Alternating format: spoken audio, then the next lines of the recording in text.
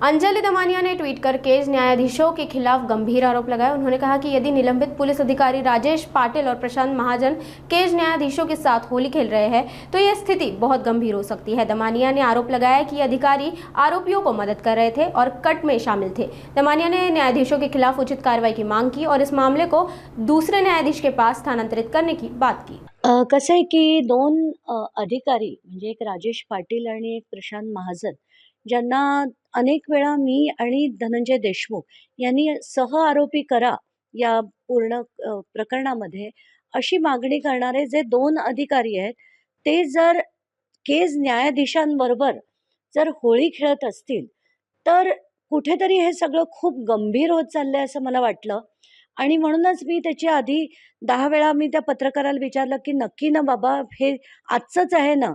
मग तेव्हा त्यांनी मला त्याचे पत्रकाराचे आणि प्रशांत महाजनांशी झालेले संभाषण त्यांनी मला पाठवले. त्याचे स्क्रीनशॉट्स पाठवले. त्याच्यावरनं माझी खात्री पटली, की ते कालचंच होतं. आणि ते बघून मला इतकं शॉकिंग झालं, की कोण आहेत हे 2 अधिकारी पहिलं ते समजून घेऊ. तर राजेश पाटील हा जो अधिकारी आहे, तो 29 तारखेला जेव्हा कराडनी अवाधाकडनं खंडणी पुन्हा एकदा मागितली विष्णू चाटेच्या ऑफिसमधून, तेव्हा जे उपस्थित होते ते राजेश पाटील. ते म्हणजे इतकेच आरोपींना पदोपदी मदत करत होते आणि त्या कटात भाग घेत होते.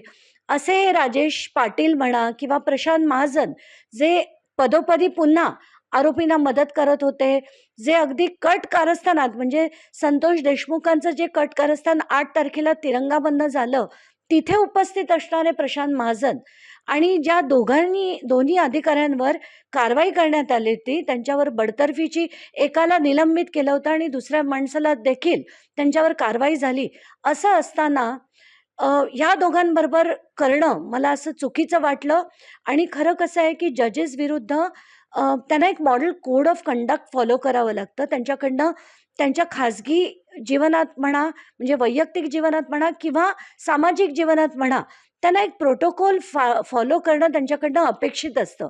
पण तसं त्यांनी केलेलं नाहीये. म्हणून लॉ अँड ज्युडिशरी आणि प्रिन्सिपल जजकडनं हे प्रकरण त्यांच्याकडनं काढून दुसऱ्या न्यायाधीशांकडे द्यावं, अशी मागणी मी आता करणार आहे.